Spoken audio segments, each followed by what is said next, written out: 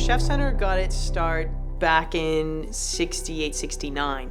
There is the Ted Chef Foundation. That's actually how we got started. And the foundation wanted to do something with horses and children preferably, and they hired Lyda McGowan. And Lyda McGowan really is the one who spearheaded Chef Center and actually the national organization as well, which is PATH International. A lot of the industry was started right here. This was the first premier accredited center. This was the first place where you came to learn how to be an instructor. This is where you came to learn how to be an executive director. This is where you came to learn all the pieces. So ultimately, why the horse? The horse's anatomy is almost identical to that of a human. And so therefore, the way they move on their fours is how we would move if we were in fours. The human has 25 possible expressions, facial expressions. The horses have, I believe, like 17. So they're the next animal in line to have the most. 98% of their communication is nonverbal body language. So they pick up on our nonverbal body language. So that's how they survive in the wild, right? So they will give automatic feedback and interaction with any client.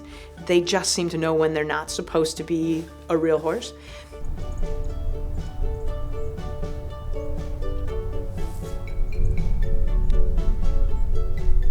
So the horse is really a non-judgmental creature, very basic instincts.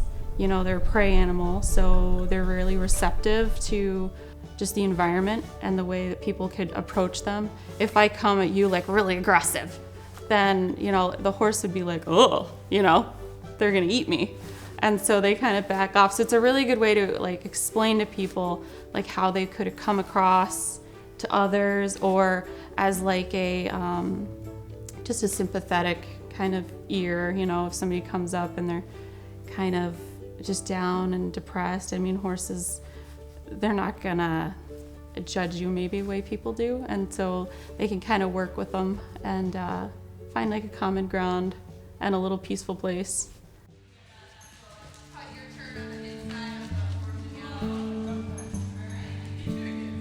It helps me be myself and learn how to control my emotions and manage my feelings better. I have autism, so I'm a little bit high functioning autism. So it's more easy for me to get upset than others. So this helps me, because when you're on a horse, you have to be in control of yourself, because if you're not in control of yourself, the horse will notice. It makes me feel like I can do things without help. And that's pretty important to me, because I've always been not as independent as a lot of people could be. So it's very special to me to be able to be controlling a 2-ton animal on my own.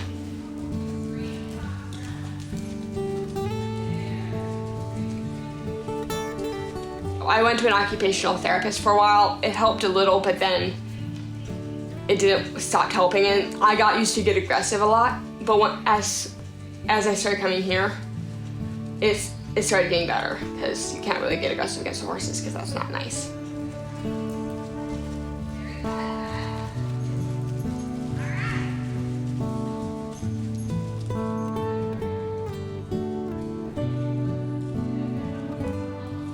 I have epilepsy, I have a tiny bit of test anxiety. That's why I started riding here, because my neurologist, I think, wanted me to like learn my left and right.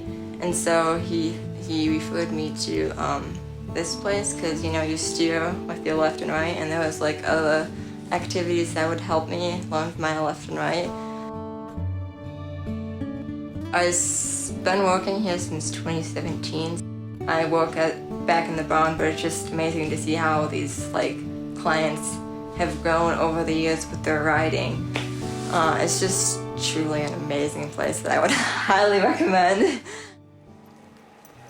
All right, so let's make sure that we still have those circles on the time. We also have the Read and Ride Roundup program, where we work with the Gull Lake schools, and they come in here as a pull-out program, and we're working, that's considered an equine assisted learning program, and they're working to improve their reading skills. These are kids that are below the reading levels, and we're trying to get in front of that. So there's a multidisciplinary team of the teacher as well as our programming, and they're constantly moving. Like a giant T. And we're gonna do 10 twists. 1, 2, 3, 4. I've had some that have gotten on the first time and all they did was cry because they missed mom. And then 30 minutes later, like, this is the best 30 minutes of their life and they love it and they end up super happy and they love their horse and they ask for that specific horse and then they love their volunteers and it becomes the whole thing.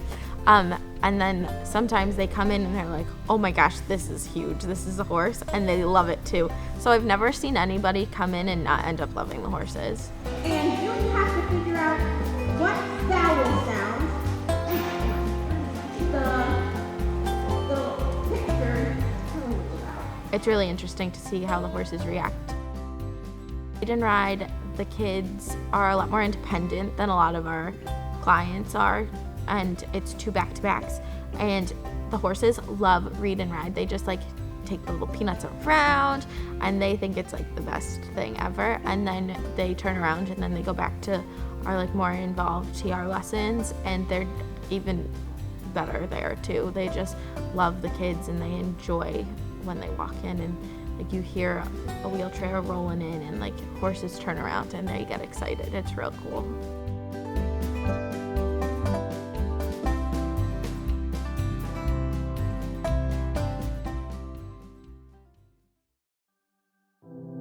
I've had many, many great experiences, but the one that tears at the heartstrings is a 2-year-old little girl coming here because her speech therapist just couldn't break through this wall. She just would not talk.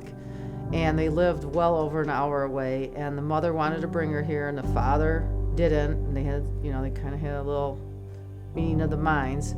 Well, one day I'm here all alone, and they came early in the morning for their treatments. And I hear this dad yelling. I don't know what's going on. I'm in my office. I don't know what's going on. So I go up to the front and I'm like, are you okay? And he was crying. And he's looking out from our viewing area. He's looking at his daughter and he goes, she's talking. I didn't realize it, but she was talking on the way up and I'm watching her and she's talking in the arena.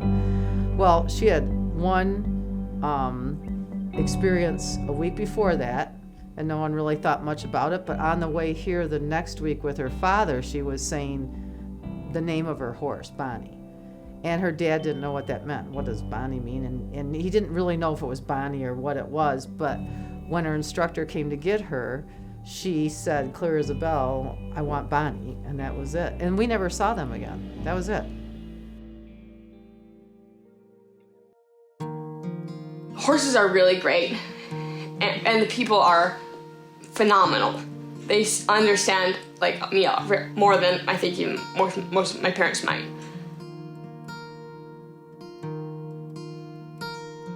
This place is so special because it takes all my worries away, or like if I'm struggling with math or I got a bad math test, as soon as I drive up that little road and see like the brown, it's gone. Like, it's just gone. And like, it's just so, that's why I love this. It's so special to me because this is kind of my place where I get to forget about like how bad I did on a math test, or like how I'm struggling with homework or whatever. This is just the place where you just, it goes all away like that. I don't know, I love hanging out with the horses because they each have their little quirks and stuff. So yeah, that's why this is so special to me. You can't tear it away from me. So yeah, it's kind of like my safe haven when I come here.